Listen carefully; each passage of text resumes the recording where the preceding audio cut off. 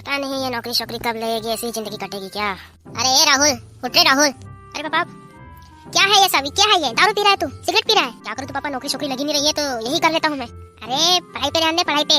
अभी वैकेंसी आई है ना WCL वाला, उसमें फॉर्म भरा है कि नहीं? मुझे ऐसा लगता है मेरी तैयारी अभी हुई नहीं लगता है। अरे बेटा अभी नहीं पढ़ेगा तो कब पढ़ेगा, यही सही समय है तैयारी करने का। तू ज्यादा तैयारी करेगा तो ज्यादा अच्छे नंबर से पास होगा और जल्दी तुझे जॉब लगेगी। ठीक है पापा, आप सही कर रहे हो, मुझे पढ़ाई करना पड़ चाहिए और मैं पढ़ाई करूंगा अब। पापा मैं अब ऐसी शांत जगह में ही पढ़ूंगा, मुझे कोई भी डिस्टर्ब नहीं करेगा, ठीक है? हाँ ठीक है बेटा राहुल, तो पढ़ाई कर और तुझे जो भी लगता है मुझे बताना। पापा वैसे मुझे सिलेबस तो पता नहीं है इसका, क्या क्या आने वाले क्या क्या नहीं। अरे सिलेबस में क्या है, सिलेबस में आएगा तेरा टेक्निकल का आएगा 70 नंबर का और नॉन टेक्निकल आएगा तेरा 30 नंबर का। तो 70 नंबर में तेरा जो है माइंड से संबंधित क्वेश्चन आने वाले हैं और जो 30 नंबर का वो क्वेश्चन उसमें जनरल नॉलेज, करंट अफेयर्स और तेरा एप्टीट्यूड हो गया, रीजनिंग हो गया, है ना? इस प्रकार के क्वेश्चन आएंगे तो तुझे इसी की तैयारी करना है। वैसे तूने सुना है माइनिंग जनरेशन चैनल का नाम? हाँ पापा सुना तू, लेकिन अभी तक देखा नहीं हूँ।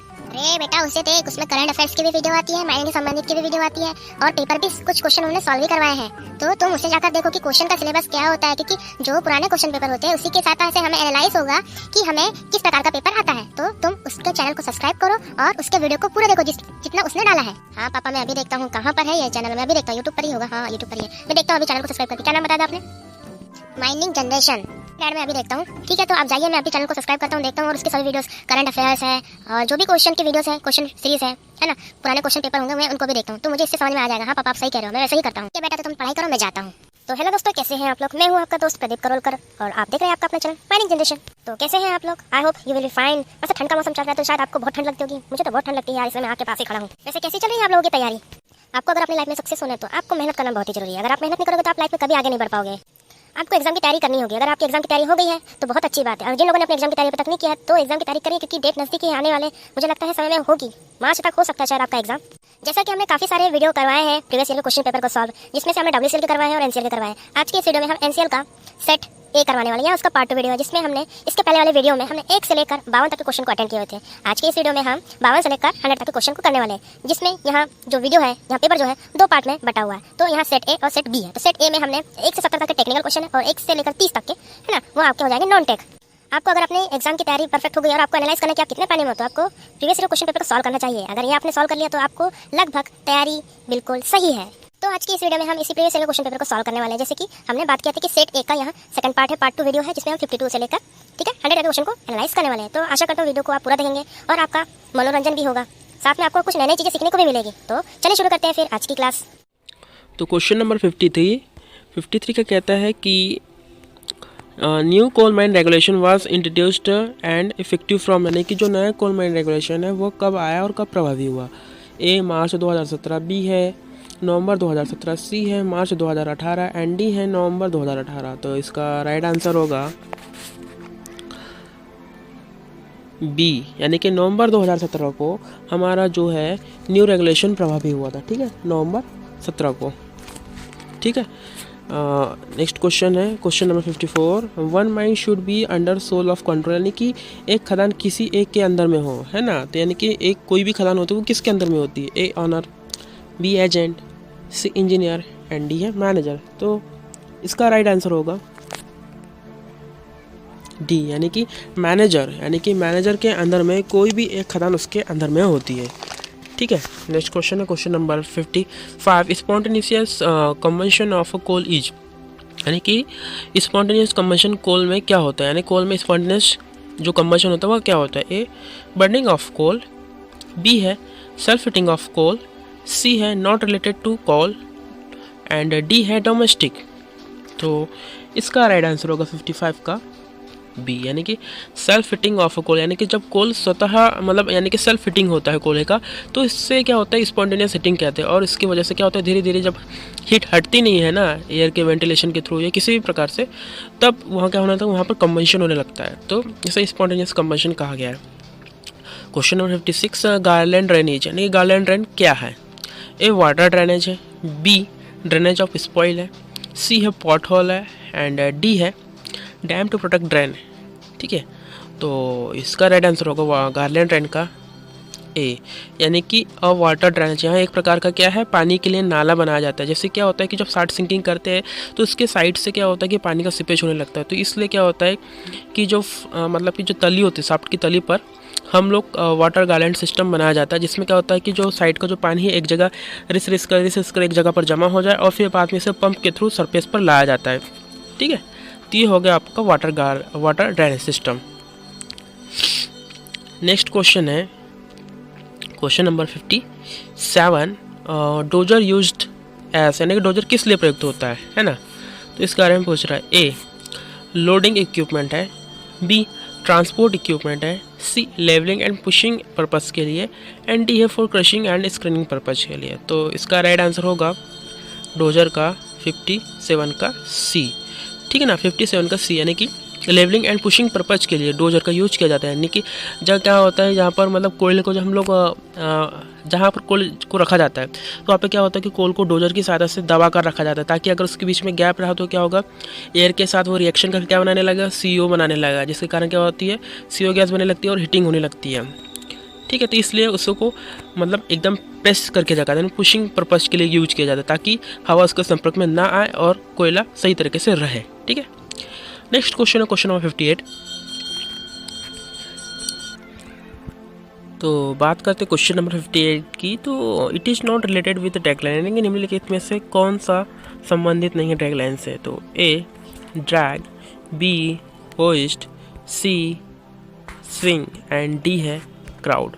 तो राइट आंसर होगा इसका डी, यानी कि क्राउड। ठीक है ना, तो क्राउड एक ऐसा सिस्टम है जो कि ड्रैग लाइन से संबंधित नहीं है, जबकि यहाँ जो ड्रैग है, होइस्ट है और जो स्विंग है, ये क्या होता है, ड्रैग रोप है, होइस्ट करने के लिए भी रोप लगा जाता है, तो स्विंग करने के लिए भी रोप के द्वारा ही स्विंग होता है। तो ठीक है, तो ये आप डायग्राम में देख सकते हैं, जिसमें दिखाया गया है कि बूम रोप, होइस्ट रोप, बूम पुली है ना, और ड्रैग रोप ड्रम, होइस्ट रोप ड्रम, ये सभी चीज़ें दिखाया गया इस चित्र में, आप इसे देख सकते हैं। लेकिन क्राउड का इसमें कुछ भी दिखाया नहीं गया है। ठीक है, तो क्राउड इससे संबंधित नहीं है।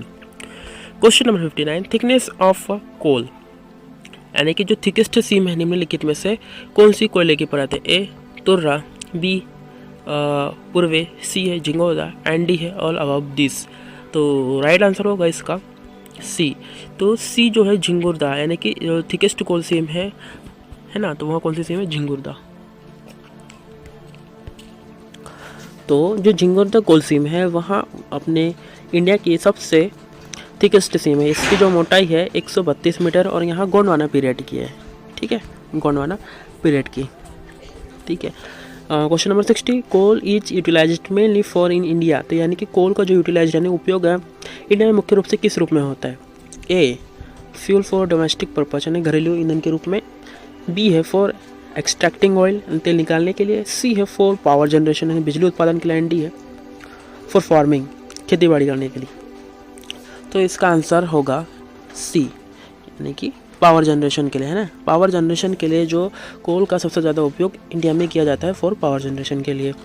Next question, question number 61। The moving front of a mine is called, यानी कि माइन का आगे बढ़ता हुआ भाग क्या कहलाता है। ए कट, बी बेंच, सी फेस, डी बर्डन। तो इसका आंसर होगा सी, यानी कि फेस, यानी कि माइंड का जो बढ़ता हुआ आगे बढ़ा, यानी खदान का बढ़ता हुआ आगे का हिस्सा क्या कहलाता है आपका, फेस, मूविंग इन फ्रंट। ठीक है, या and by end of a gallery. ठीक, तो इसका आंसर होगा C, face. Question number 62। No person is allowed to work in a mine for more than days in a week, यानी कि खदान में कोई व्यक्ति किसी भी सप्ताह में कितने दिन से ज़्यादा वर्क नहीं करेगा। ए 4 दिन, बी है 5 दिन, सी है 6 दिन एंड डी है 7। तो राइट आंसर होगा इसका 6 दिन, यानी है ना सी, यानी कि कोई व्यक्ति खदान में एक सप्ताह में 6 दिन से अधिक समय कार्य नहीं करेगा। ठीक है, 6 दिन से अधिक समय पर कार्य नहीं करेगा एक सप्ताह में। ठीक है, नेक्स्ट क्वेश्चन है, तो question number 63। Woman is allowed to work in a mine, यानी कि कोई भी महिला कर्मी खदान में कार्य करेंगे, यानी कि माइंस में जो महिलाओं का नियोजन है वो कितने समय में होगा।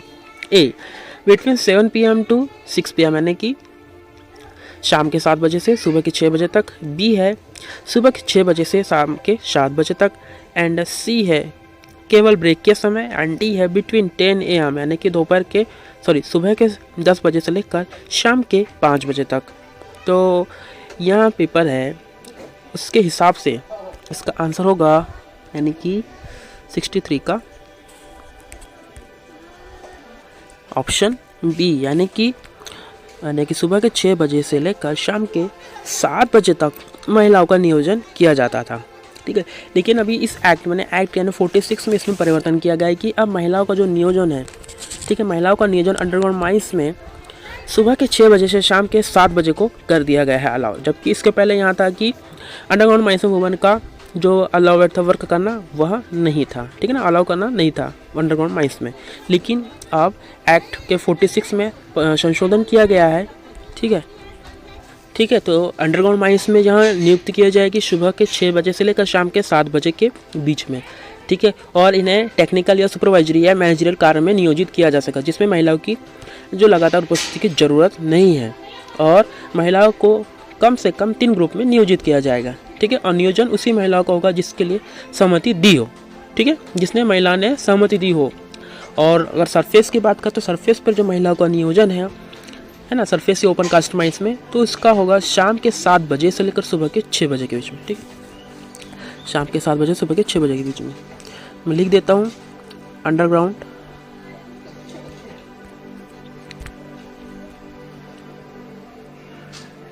में रहेगा आपका सुबह 6 AM टू 7 PM। ठीक है, और ओसी या सरफेस पर रहेगा 7 PM टू 6 AM। ठीक है, तो आपको ये चीज़ें ध्यान में रखना होगा। ठीक है, कि एक्ट के 46 में परिवर्तन किया गया है। ठीक है, यहाँ परिवर्तन कब हुआ है? जनवरी 2019 में परिवर्तन हुआ है। ठीक है, नेक्स्ट क्वेश्चन। तो इसका जो आंसर होगा वहाँ बी ही होगा, लेकिन यहाँ होगा, ठीक है, बी, यानी कि सुबह के 6 बजे से शाम के 7 बजे तक। ठीक है, लेकिन यहाँ उस समय होता था, यानी कि जनवरी 2019 से पहले यहाँ नियोजन जो होता था महिलाओं का वहाँ सरफेस पर होता था, अंडरग्राउंड में नहीं होता था। चेंज हुआ कब है? हमारा माइंस एक्ट जनवरी 2019 में चेंज हुआ है यहाँ। ठीक है, 29 जनवरी 2019 को नोटिफिकेशन देकर महिलाओं के नियोजन के रूप में छूट दी गई है। ठीक है, ध्यान रखिएगा। Next question, question number 64। Safety features in a dumper, यानी कि डंपर का सेफ्टी फीचर क्या निम्नलिखित में से, इसके बारे में पूछ रहा है। तो ए रियर व्यू मिरर, बी है प्रॉक्सिमेट सेंसर, सी है AVA एंड डी है ऑल ऑफ द अबाउ। तो इसका राइट आंसर होगा डी, यानी कि ऑल ऑफ द अबाउ, यानी कि जो डंपर के जो सभी 60 फीचर है या सभी 50 फीचर है। ठीक है, जैसे रियर व्यू मिरर है ना, प्रॉक्सिमेट सेंसर का मतलब ये होगा कि जैसे गाड़ी के सामने कोई व्यक्ति आ जाता है तो गाड़ी तो रुक जाएगी, है ना। ये क्या करता है? ऑब्जेक्ट को एनालाइज करता है। ठीक है, ऑब्जेक्ट को एनालाइज करके गाड़ी को तुरंत रोकने का काम करता है। ठीक है, नेक्स्ट क्वेश्चन, क्वेश्चन नंबर 65। 65 क्या कहते हैं? बर्म क्या है? ठीक है, बर्म के बारे में पूछ रहा है। तो a provide on the edge of hall road, यानी कि हॉल रोड के किनारे पर बना हुआ एक ऊंचा टीला है। बी हॉल के जो हॉल है, हॉल के 2 पंक्तियों के बीच का जगह, यानी कि स्पेसिंग बोलते हैं उसे, 2 हॉल के बीच की दूरी को, यानी कि उसे स्पेसिंग कहते हैं। यानी कि अगर 2 रो है, जैसे कि ये 2 रो है, इनके बीच की जो डिस्टेंस होती है इसको बोलते हैं स्पेसिंग वैसे तो। ठीक है, it's a feature of a machine, या मशीन का एक कोई फीचर है या ड्रिलिंग से संबंधित है, या ड्रिलिंग से जुड़ा हुआ है।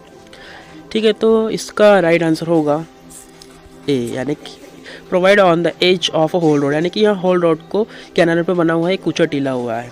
ठीक है, जिससे क्या होता है कि ये मशीन को सेफ्टी फीचर्स का काम करता है। जैसे कि एक बेंच है, ठीक है, मशीन यहाँ काम कर रही है, कोई मशीन है यहाँ काम कर रही है।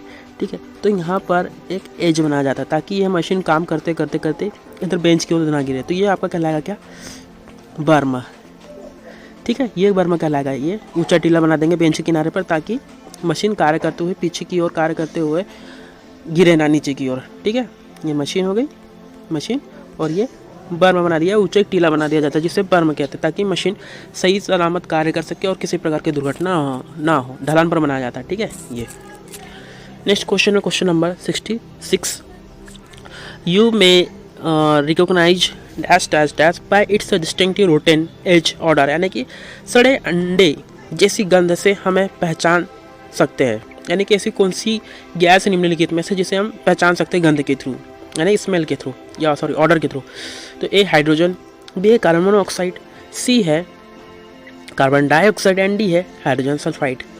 तो इसका राइट आंसर होगा डी, यानी कि हाइड्रोजन सल्फाइड इसका राइट आंसर होगा, क्योंकि यह हाइड्रोजन जो सल्फाइड होता है यह एकदम सड़ने के बाद मतलब एकदम अंडे जैसे महकती है, प्याज खराब हो जाती है उस टाइप से महकती है, जैसे स्टिंग डैम भी कहा जाता है एक प्रकार से सड़ी गैस को। ठीक है, नेक्स्ट क्वेश्चन है question number 67, the gradient of a hall rod, यानी कि हॉल रॉड का ग्रेडेंट कितना होता है? ए 1/12, बी है 1/20, सी है 1/16 एंड डी है 1/18। तो राइट आंसर होगा इसका सी, यानी कि 1/16। ठीक है, तो यह हॉल रॉड का ग्रेडेंट होगा, नहीं हॉल रॉड का ग्रेडेंट इससे अधिक नहीं होना चाहिए। ठीक है, 1/16 से। अगर आपको ग्रेडेंट संबंधित कुछ वीडियो देखना है तो मैंने इसका एक वीडियो बनाया जिसमें हमने बताया है कि कैसे ग्रेडेंट को डिग्री में और डिग्री को ग्रेडेंट में कन्वर्ट करते हैं। आप इसे जाकर वहाँ देख सकते हैं। ठीक है, जैसे कि मैंने आई बटन पर डाल दिया हूँ, आप इसे यहाँ जाकर देख सकते हैं। ठीक है,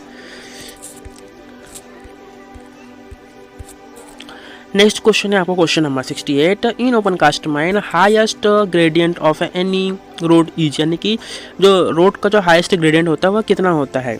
ए 1/6, बी है 1/10, सी है 1/4 एंड डी है 1/8।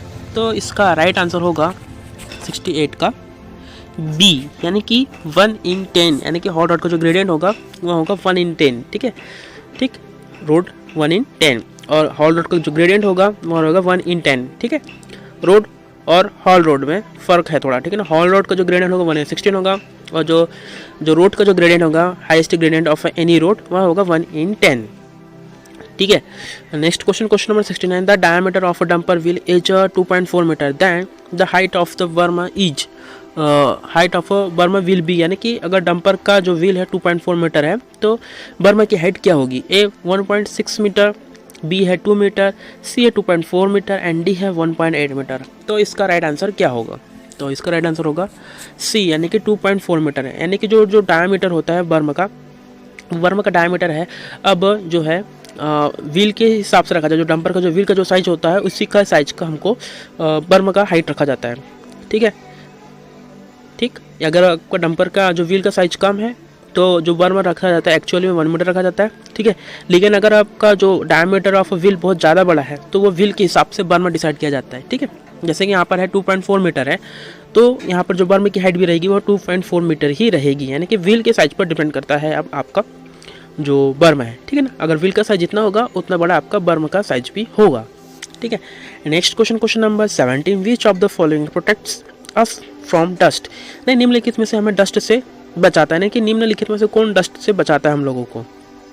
ए ईयर मफ, ठीक है, बी है गॉगल, सी है मास्क एंड डी है ऑल ऑफ दी अबव, यानी कि अगर डस्ट से हमें बचना है तो हम क्या लगाएंगे? डस्ट से। भाई डस्ट जा रही है तो कहाँ जा रही है? नाक में जाएगी और मुंह के थ्रू जाएगी, तो इसलिए हमें क्या ज़रूरी है? मास्क की ज़रूरी है। ठीक है, ना कि ईयर मफ की ज़रूरी। कान में डस्ट जाएगी नहीं, जाएगी तो हमें उससे इफेक्ट नहीं पड़ेगा, लेकिन अगर मुंह के थ्रू या सांस के थ्रू हमारे शरीर में जा रही है तो इससे हमें हृदय रोग की बीमारी हो सकती है, इसलिए हमें मास्क का प्रयोग करना चाहिए जहाँ पर डस्ट उड़ती है। ठीक है, इस प्रकार से हमने सेक्शन ए को कंप्लीट कर लिखा है। अब हम बात करेंगे सेक्शन बी की। तो सेक्शन बी में आपका नॉन टेक्स्ट से संबंधित क्वेश्चन है जो कि 30 है, तो अब इनको भी डिस्कस कर लेते हैं। तो फर्स्ट क्वेश्चन है, who among the following is not a recipient of a Bharat Ratna, निम्नलिखित में से किसे भारत रत्न सम्मान प्रदान नहीं किया गया है? ए विनोबा भावे, बी है सरदार वल्लभ भाई पटेल, सी है लाल बहादुर शास्त्री एंड डी है डॉक्टर एस राधाकृष्णन। तो इसका राइट आंसर है बी, यानी कि सरदार वल्लभ भाई पटेल को भारत रत्न से सम्मानित नहीं किया गया है। क्वेश्चन नंबर 2, नोबेल पुरस्कार प्राप्त करने वाले पहले भारतीय कौन है? तो ए मदर टेरेसा है, बी हरगोविंद टैगोर है, सी सी.वी. रमन है एंड डी है रविंद्रनाथ टैगोर। तो राइट आंसर है इसका 2 का डी, यानी कि रविंद्रनाथ टैगोर ने पहले भारतीय थे जिन्होंने नोबेल पुरस्कार प्राप्त किया है। ठीक है, question number 3, World Red Cross Day is falls, यानी कि जो रेड क्रॉस दिवस कब मनाया जाता है वर्ल्ड में, है ना, रेड क्रॉस दिवस जो है कब मनाया जाता है?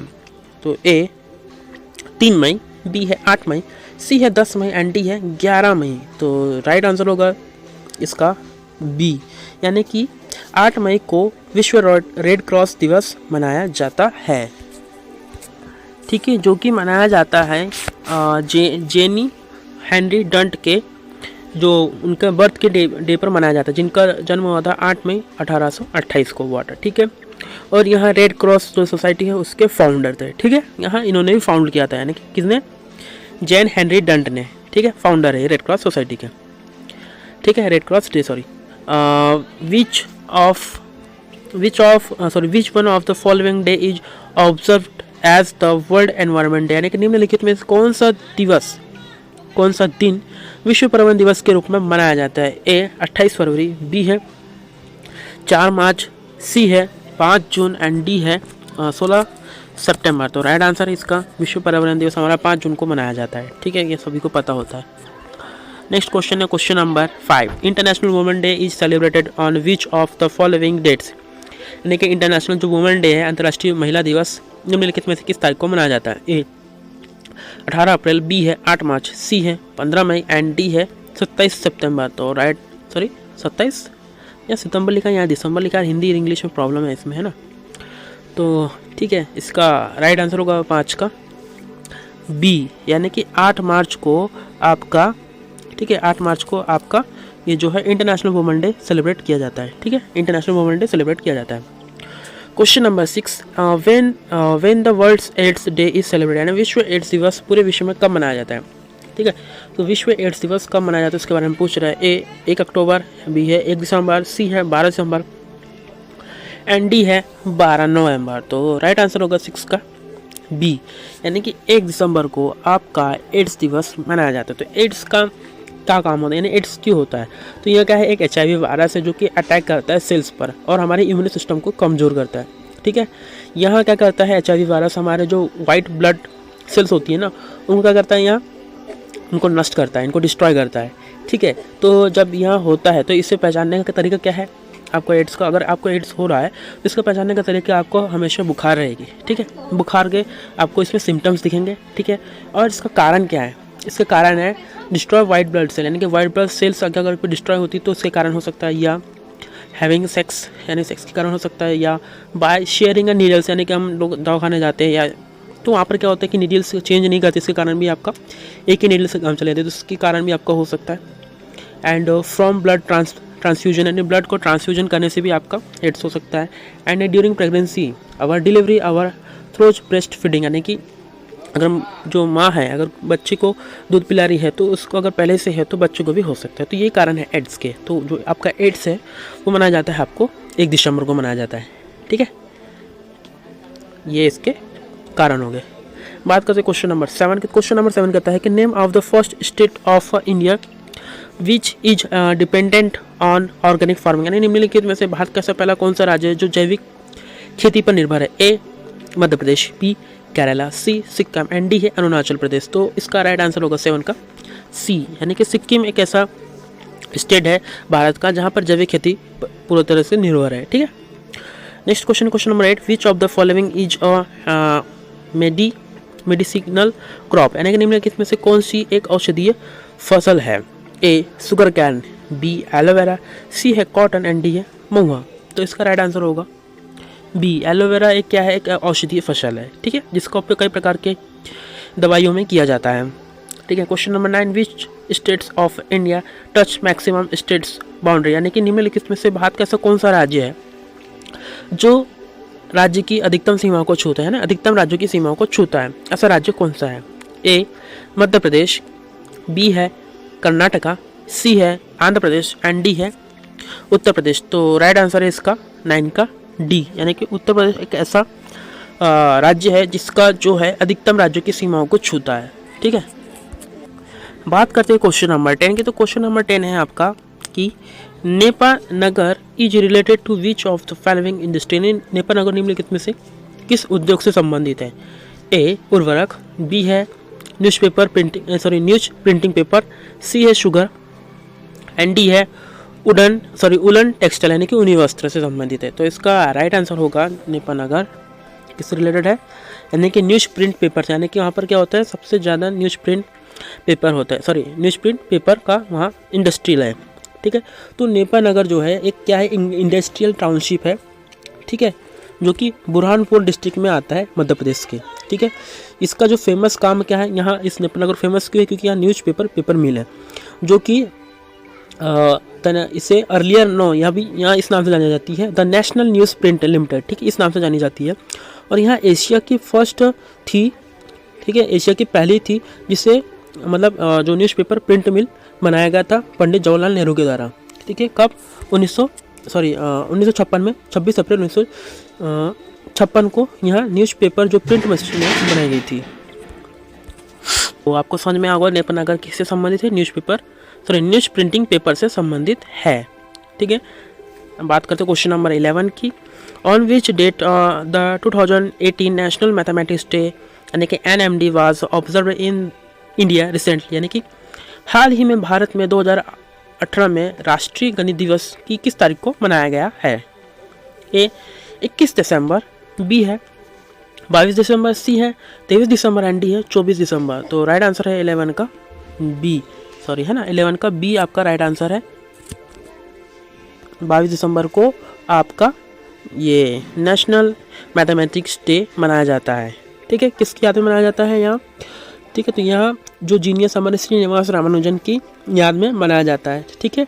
और यह किसके द्वारा अनाउंस किया गया था? यह हमारे जो भूतपूर्व प्रधानमंत्री थे मनमोहन सिंह, उनके द्वारा अनाउंस किया गया था कि 22 दिसंबर को हम जो हमारे जो मैथमेटिक्स है जीनियस है ना श्रीनिवास रामानुजन की याद में मनाया जाएगा, ठीक है, 22 दिसंबर को, ठीक है। Next question number 12। Question number 12 क्या कहता है कि अनूप कुमार किस खेल से जुड़े हैं जिसने हाल ही में अपनी सेवानिवृत्ति की घोषणा की है ना। तो किस खेल से संबंधित है अनूप कुमार, उसके बारे में पूछ रहा है। A cricket, B kabaddi, C tennis and D है बास्केटबॉल। तो इसका राइट आंसर होगा बी, यानी कि कबड्डी से संबंधित था, है ना, कि अनूप कुमार सोनी कबड्डी खेल से संबंधित थे जिन्होंने हाल ही में अपना सेवानिवृत्त होने की घोषणा की है। कबड्डी के बारे में थोड़ा और बता देते हैं। तो कबड्डी यहाँ क्या है, स्पोर्ट्स है, फेमस स्पोर्ट्स है। यहाँ 2 स्टाइल में होता है, पहला स्टैंडर्ड स्टाइल और दूसरा सर्कल स्टाइल। तो स्टैंडर्ड स्टाइल आपका फाउंड हुआ था 2004 में और जो सर्कल स्टाइल हुआ था वह हुआ था 2012 में, ठीक है। तो आपका जो स्टैंडर्ड स्टाइल में 2004 से लेकर 2016 तक का आपका इंडिया ही चैंपियन रहा है। किसमें? स्टैंडर्ड स्टाइल में। बात करेंगे सर्कल स्टाइल की, तो सर्कल स्टाइल में आपका 2010 से लेकर 2020 तक का, ठीक है, हुआ था, जिसमें आपका 2020 में पाकिस्तान विजेता रही है, लेकिन 2010 से लेकर 2019 तक आपका इंडिया ही विजेता रहा, लेकिन 2020 में आपका पाकिस्तान विजेता था, ठीक है। कौन से? सर्कल स्टाइल में। बात करते हैं नेक्स्ट क्वेश्चन नंबर 12 की। तो क्वेश्चन नंबर 12 क्या कहता है आपका कि 13 निम्नलिखित में से किस देश ने कबड्डी विश्व कप 2018 जीता है? ए ईरान, बी भारत, सी दक्षिण कोरिया एंड डी है पाकिस्तान। तो इसका आंसर तो मैंने बताया था कि जैसे कि आपका जो इंडिया है सिर्फ मतलब लगातार जीता हुआ है 2019 तक, लेकिन 2020 में आपका पाकिस्तान जीता था, ठीक है, कबड्डी विश्व कप में, ठीक है। तो मतलब भारत का जो इसमें जो रहा है प्रदर्शन वो काफ़ी अच्छा रहा है। इंडिया हमेशा जीतते आया, लेकिन 2020 में आपका इंडिया नहीं जीत पाया था, ठीक है। Next question number 14। Which of the following city is called pink city? निम्नलिखित में से किसे शहर को पिंक सिटी कहा जाता है? ए जोधपुर, बी जयपुर, सी है जबलपुर एंड डी है उदयपुर। तो राइट आंसर होगा इसका जयपुर। तो जयपुर को पिंक सिटी के नाम से जाना जाता है, जो कि राजस्थान का एक कैपिटल है, ठीक है। इसे पहले ओल्ड सिटी के नाम से भी जाना जाता है, लेकिन अब इसे पिंक सिटी के नाम से जाना जाता है। क्यों? क्योंकि यहाँ की इसकी बिल्डिंग का स्ट्रक्चर के कलर के ऊपर है, इसके कारण से पिंक सिटी कहा जाता है। Question number 15। The hottest planet of the solar system is, यानी कि निम्नलिखित में से सौर मंडल का सबसे गर्म ग्रह कौन सा है? ए शनि, बी मर्क्यूरी, पारा, या सी वीनस एंड डी है मार्स, यानी कि शुक्र और मंगल, ठीक है। तो सौरमंडल का सबसे गर्म ग्रह कौन सा, इसके बारे में पूछ रहा है। तो इसका राइट आंसर होगा। अगर दोस्तों यह वीडियो आपको अच्छा लगा है तो प्लीज वीडियो को लाइक जरूर करें और अपने दोस्तों के साथ भी शेयर करें, ताकि आपको और भी नए वीडियोस मिलते रहे और मैं भी मोटिवेट होता रहूँगा और नए वीडियोस नए टॉपिक्स पर वीडियो बनाता रहूँगा। तो प्लीज वीडियो को लाइक शेयर एंड सब्सक्राइब जरूर करें। अगर आपने अभी तक चैनल को सब्सक्राइब नहीं किया तो प्लीज चैनल को सब्सक्राइब करिए और बेल आइकन को भी जरूर दबाइए, ताकि आपको हमारे जो भी वीडियोस अपलोड होंगे तो आपका नोटिफिकेशन आपको इससे जल्द मिल जाएगा और आप हमारी वीडियोस को जल्द से जल्द देख पाएंगे। मेन कारण है क्योंकि जो आपका जो शुक्र है, शुक्र में क्या होता है, वायुमंडल है, और उसके वायुमंडल में क्या होता है कि जो मतलब कि उसमें ग्रीन हाउस गैसेस है, जैसे कि CO2 हो गया, CO हो गया, सल्फ्यूरिक एसिड होती है। तो इसके कारण क्या होता है कि इसमें सूर्य का टेम्परेचर जाता तो है लेकिन बाहर निकलने नहीं पाता। तो इसके कारण क्या होता है कि आपका जो शुक्र है काफ़ी ज़्यादा उसका जो है टेम्परेचर हो जाता है। तो जो आपका जो शुक्र का जो सरफेस का जो टेम्परेचर होता है वह होता है 462 डिग्री सेंटीग्रेड होता है। ठीक है, तो इसका राइट आंसर होगा शुक्र यानी कि विनस। ये मरकुरी को गलत लिखा गया, यहाँ पर आना चाहिए था बुध आना चाहिए था। ठीक है, next question, question number 16। The Bogibeel bridge is constructed over the bridge. ठीक है, तो यानी कि जो बोगीबील पुल का निर्माण किस नदी पर किया जा रहा है? A Ganga, B Brahmaputra, C Godavari and D है ताप्ती।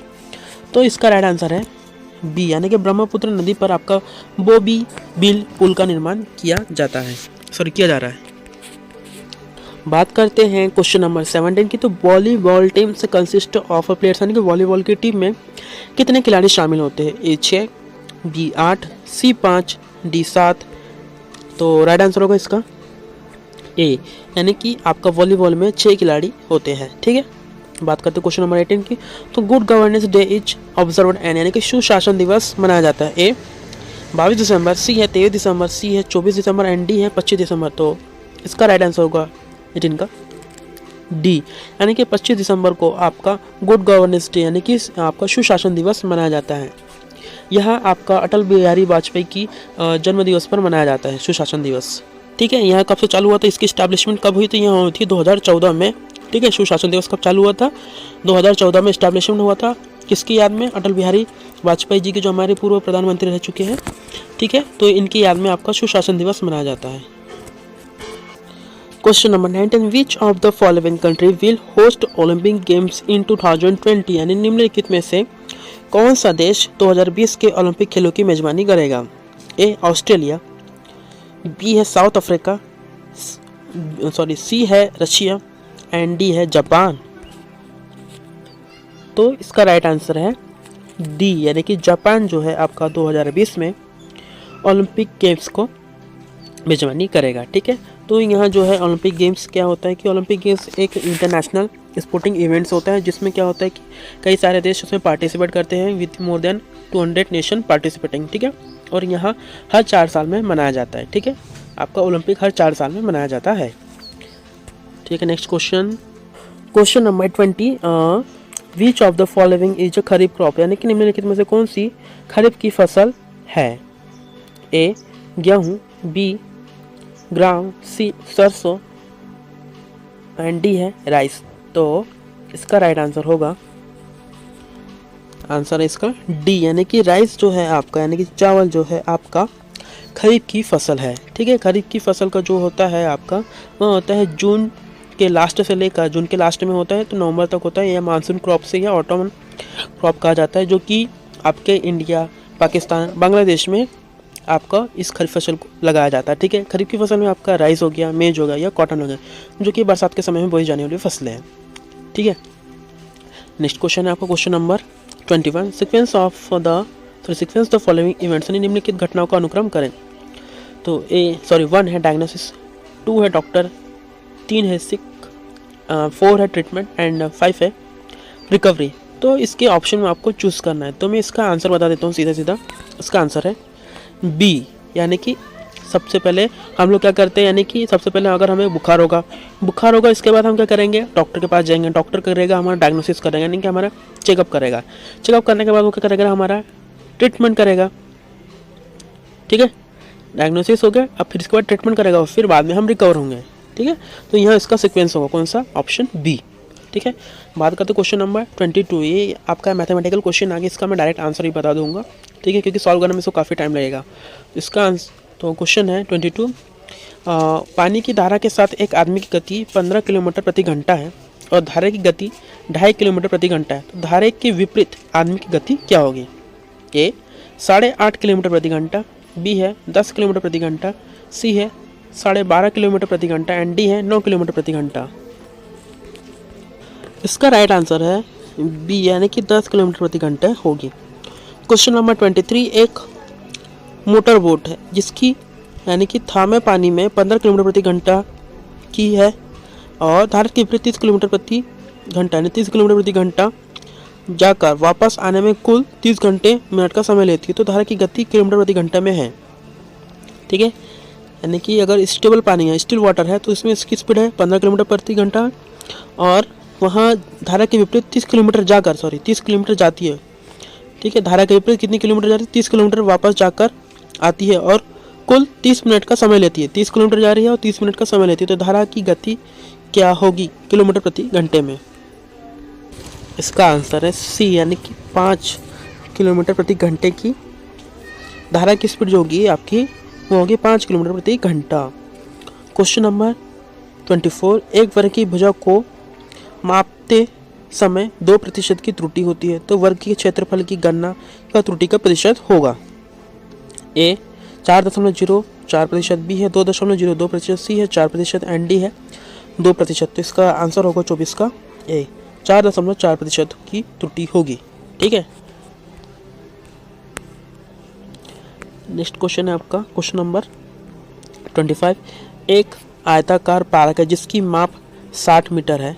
ठीक है, और 60 मीटर लंबा और 40 मीटर चौड़ा है। पार्क में 2 सीधी सड़कें हैं जो पार्क के मध्य में एक चौराहे पर एक दूसरे से काट रही है और पार्क का बाकी हिस्सा लॉन के तौर पर उपयोगी है। यदि लॉन का कुल क्षेत्रफल 2109 वर्ग मीटर है तो सड़क की चौड़ाई क्या होगी? ठीक है, तो क्वेश्चन आप एक बार इससे ध्यान से पढ़िएगा। इसका आंसर होगा, मैं आंसर बता देता हूँ इसका 25 का डी, यानी कि जो आपका सड़क की चौड़ाई होगी वहाँ 3 मीटर होगी। ठीक है, क्वेश्चन अच्छे से ध्यान से पढ़िए। क्वेश्चन नंबर 26, एक तौलिया जब प्रक्षालित होता है तो उसकी लंबाई 20% और उसकी चौड़ाई 10% कम हो जाती है, तो इस प्रकार उसके क्षेत्रफल के प्रतिशत में क्या कमी है? ए 30%, बी है 28%, सी है 32% और डी है 26%। तो इसका राइट आंसर होगा 26 का बी, यानी कि 28% की कमी आएगी उसके क्षेत्रफल में टाबिल के। ठीक है, नेक्स्ट क्वेश्चन नंबर 27, यदि एक आयत की लंबाई आधी और उसकी चौड़ाई 3 गुनी है तो उसके क्षेत्र में प्रतिशत परिवर्तन क्या है?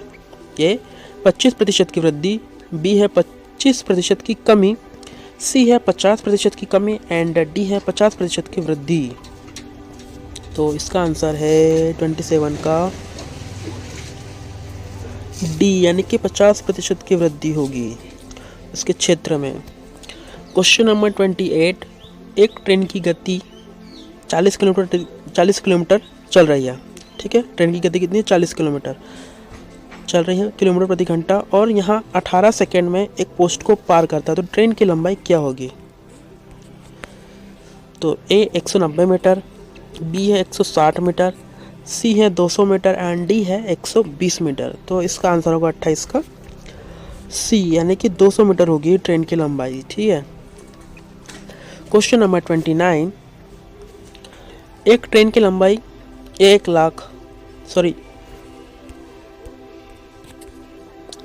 लंबाई कितनी है ट्रेन की? तो 1,50,150 मीटर है। यहाँ एक ऐसे व्यक्ति को पास कर रहा है जो ट्रेन की दिशा में 22 किलोमीटर प्रति घंटे की गति से 3 सेकंड में चल रहा है।